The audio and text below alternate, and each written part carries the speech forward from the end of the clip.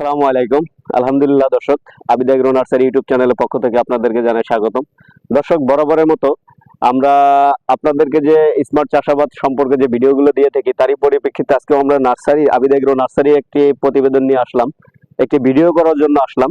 সেটা হলো, গত বছর আমাদের কাছ থেকে শশার চারা রোপণ করেছিলেন একজন কৃষক, ফরিদপুর জেলারই চতর গজারকান্দি গ্রামের মোহাম্মদ জাকির মোল্লা। উনি গত বছর রোপণ করেছিলেন এবং এবছরও আবিদ এগ্রো নার্সারিতে উনি চারার জন্য অর্ডার করছেন। আজকে সে চারা নেওয়ার জন্য আসছেন। তার মুখে শুনবো যে কোকোপিটে উৎপাদিত যে চারাগুলো, এটা রোপণ করলে প্রজেক্ট কেমন হয়, বা উনি তো বিগত দিনে অনেক সবজি চাষ করেন, সেটা থেকে এটা কি ভালো বা খারাপ, এটাই আপনাদের তার মুখ থেকে শুনবো। আসসালামু আলাইকুম চাচা। ওয়ালাইকুম আসসালাম। ভালো আছেন? আলহামদুলিল্লাহ। কাকা, আজকে তো আপনি আবিদ এগ্রো নার্সারিতে আসছেন। এর আগেও আবিদ এগ্রো নার্সারি আপনাদেরকে বলার পরে আপনারা আধুনিকভাবে চাষাবাদ শুরু করছেন ফার্স্ট। এটা কিন্তু আবিদ এগ্রো নার্সারি বলার পরে কি না আপনি আগে থেকেই? না না, নার্সারি বলার পরেই। আচ্ছা, বলার পরে তো আধুনিকভাবে চাষাবাদ করছিলেন। স্মার্ট চাষাবাদ মানে মালচিং পেপার, যেটাকে আমরা বলি পলিথিন দিয়ে চাষাবাদ করে আর কি, সাধারণভাবে যেসব বলে।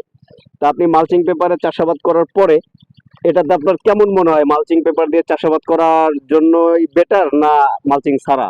না, মালচিং দিয়ে বেটার। মালচিং এর চাষাবাদটাই খুব সুন্দর, এটা লাভবান বেশি। এটা আপনি আমাদের দর্শকের উদ্দেশ্যে বলবেন যে মালচিং দিয়ে চাষাবাদ করলে কি গুণ বা কি ফায়দা? মালচিং দিয়ে আমি গত বছর 12% শসা লাগাইছিলাম। জি।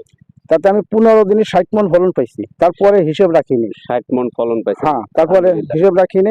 কেমন বাজার ছিল, মানে কত টাকা আপনার, কতটুকু জমিতে খরচ করছিলেন, কত টাকা খরচ করছিলাম? প্রায় 35,000-এর মতো। 35,000। হ্যাঁ। আপনি বিক্রি হয়েছিল আপনার ধারণা আনুমানিক কত? 75-80। 75-80। দর্শক দেখেন, আপনারা এই কত 15% জায়গা, 13% 13% জায়গা থেকে যদি 35 বা 36,000 টাকা খরচ করে 75-80,000 টাকা আপনার 2 মাসে বিক্রি হয়, এটা কিন্তু একমাত্র কোকোপিটের উৎপাদিত চারা বিহীন এটা করা বা সম্ভব না। কারণ মালচিং পেপারের গুণগত মান, মালচিং পেপারের ফসল, এটা অত্যন্ত জরুরি একটি জিনিস স্মার্ট চাষাবাদের সম্পর্কে। কারণ তারপরও একটা কথা বলে সবসময় আবিদ এগ্রো নার্সারি, যে আপনি স্মার্ট ভাবে চাষাবাদ করেন, অবশ্যই জেনে বুঝে তারপরে করবেন। আপনি হট করে একটা মালচিং পেপার কিনে নিয়ে এসে বিছাই দিয়ে কোকোপিটের চারা লাগাই দিলেন, সেটাতে কিন্তু আপনার প্রজেক্ট সম্পূর্ণভাবে সঠিক হলো না। কারণ এটা যদি আপনি সিস্টেমটা যদি না বোঝেন, গরমের সময় কিন্তু আপনার মালচিং পেপার ব্যবহার করার সিস্টেম এক, ঠান্ডার সময় এক।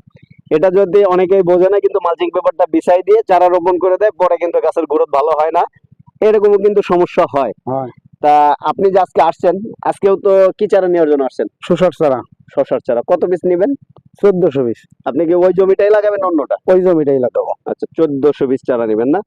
তা এখানে তো চারা আছে, আমরা যদি দর্শকদেরকে চারা দেখাই, তো চারাটা দেখে আপনার কেমন মনে হচ্ছে? খুব ভালো। ধরেন, খুব ভালো চারা।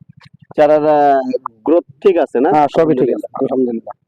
দর্শক, অবশ্যই আপনাদেরকে বলবো, কোকোপিটে উৎপাদিত চারা আপনারা রোপণ করেন, স্মার্ট ভাবে আধুনিক ভাবে চাষাবাদ করেন, কৃষিতে জেনে বুঝে ইনভেস্ট করেন, কৃষিতে ক্যারিয়ার গড়েন।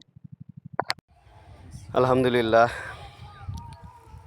আবিদ এগ্রো নার্সারি উৎপাদিত হাইব্রিড সবজি এবং যে চারাগুলো রোপণ করা হয় তারই একটি প্রজেক্ট আবিদ এগ্রো নার্সারির উৎপাদিত শশার চারা রোপণ করছেন আমাদের কৃষক মোহাম্মদ জাকির মোল্লা।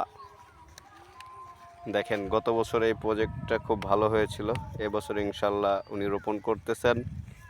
আশা করি এবছরও ইনশাল্লাহ ভালো হবে।